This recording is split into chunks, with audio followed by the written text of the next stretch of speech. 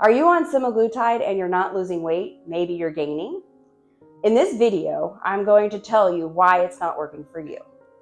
The reason number one is calories. You're either getting too many or not enough. So it is important because there's an average for men and women. So women should be right around 1,200 to 1,500. Guys, it's a little bit more individual. Really nobody needs to eat more than 1,600 if you're planning on losing weight. So it is important for you to get a body analysis, go somewhere and get that done so that you can have a better idea of what you need individually. So for me personally, I am turning 50 soon and I am having a hard time losing the weight. But my problem is my metabolism's slower, and as we age, that's what happens. So if I eat more than 1,200 calories, I'm gaining weight. So it's important for me to stay right around that 1,200 calories. So you have to figure out what's right for you. But if you are eating about 500 calories, because a lot of people, semaglutide makes you not hungry. So of course you're not going to want to eat. Then if you do eat, sometimes you feel nauseous. So if you are eating that 500 calories, you can do that for probably about 30 days. Then your body goes into a state of starvation and you aren't going to lose that weight anymore. So you do need to get that extra calories. Just sitting around on your couch and doing nothing all day long, your body burns 1,100 calories-ish. So you need to make sure that you're getting that calories. Now, if you happen to go over, we all know what that means. That's why we're all on semaglutide to begin with, because we have obesity or we're overweight. So that's why it's important to kind of watch those calories, just so you know what works for you. Make sure you're not getting too many or too few. Reason number two is not enough protein. Protein is extremely important. We don't want you in keto because keto can actually be damaging, but we do want you more protein and vegetables. So you need to get those complex carbs.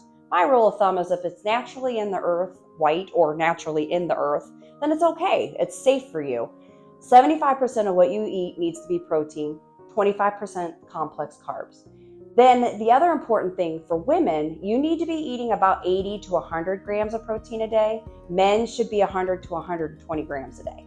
Now that's hard. I've been trying really, really hard for the past couple of months to push my protein up. I'm typically drinking 2 shakes a day with extra protein in it. And then I'm making sure that I'm getting natural protein as well. And I'm still most days having difficulty getting up to that 80, 100, especially because I'm not hungry. And now, even with working out, that protein is even more important to make sure that you don't have that muscle wasting. And I'm sure we've all heard of the muscle wasting with semaglutide. Well, it is a thing. So that's where it's important to kind of monitor that muscle, but it's also important to make sure you're getting that protein. Very, very important. And that will help you lose the weight as well. Reason number 3 is sedentary. What does that mean? That means not getting up and moving. Now, it's hard when you first start semaglutide because you're not getting enough calories and you feel like you're tired and fatigued just because you're not eating as much as you normally would. But just a simple walk, or maybe you have bad knees or your hips are bothering you. You could just simply sit in your chair and march in your chair, or doing something with your arms. Anything that you can do to increase your heart rate for at least 30 minutes a day is going to take you off of that sedentary and at least get you into the movement part of it, which is important. It's, we don't push it in the beginning. I do prefer that at some point you start getting some kind of activity in there. Somebody today was telling me, at lunch, one of their coworkers like, hey, let's go hit the stairs. That's something. Just anything that you can do to start getting off the couch and get moving is actually going to help break that threshold of you not losing. Reason number 4 is too many simple carbs. Now, what are simple carbs? I think it's very important to understand that. There is a simple way to look at this. Anything processed to be white. That is the simplest way that you can learn this and understand it. And as soon as you're looking at your food and you're thinking, okay, is this processed to be white? Is it naturally white? Because if it's naturally white, it's considered a complex carb and you want some of those in your life. The simple carbs are white sugar, white flour, white pasta, white rice. You do not need those in your life. You do not want those in your life. Those are just empty calories that we don't need. Plus, on semaglutide, those will make you sick. They will give you indigestion, they will give you belching, they can even cause nausea. So you need to be very careful, especially on semaglutide, that you're not eating those simple carbs. Those are things that you want to try to implement into your life that you don't eat for the rest of your life. because we're trying to develop a new lifestyle. Those are things that we don't need. It is very, very important to cut those out of your life.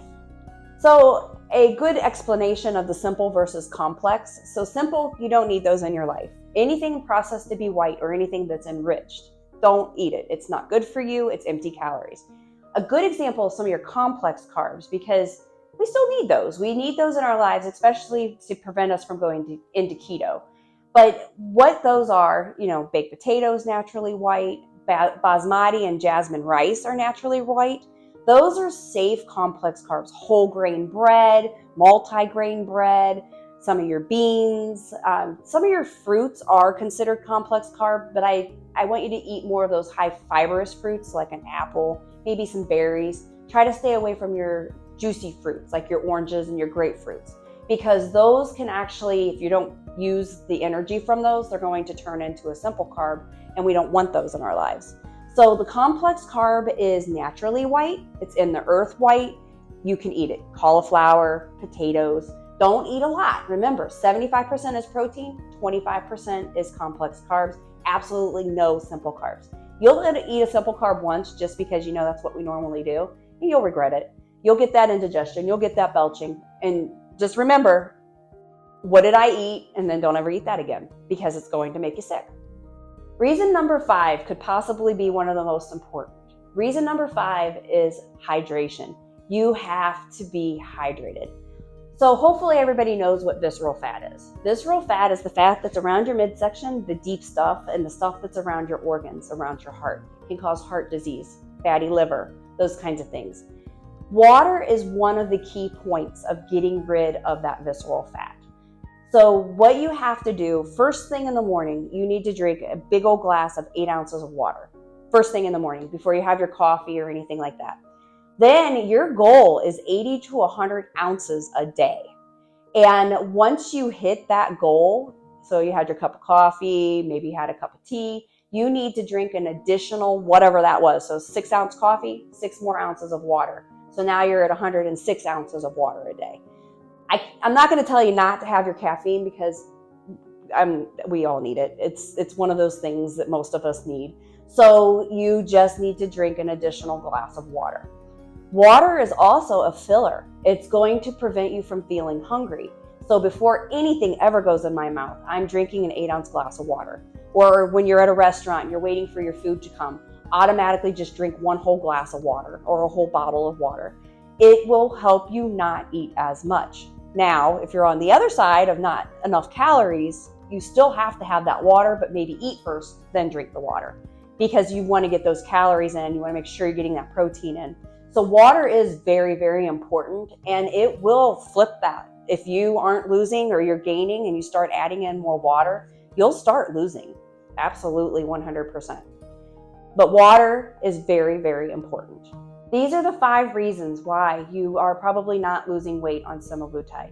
It's important to add all 5 of these, because if you miss one, that might be the reason. So it is important to try and put all 5 of these things in your daily life.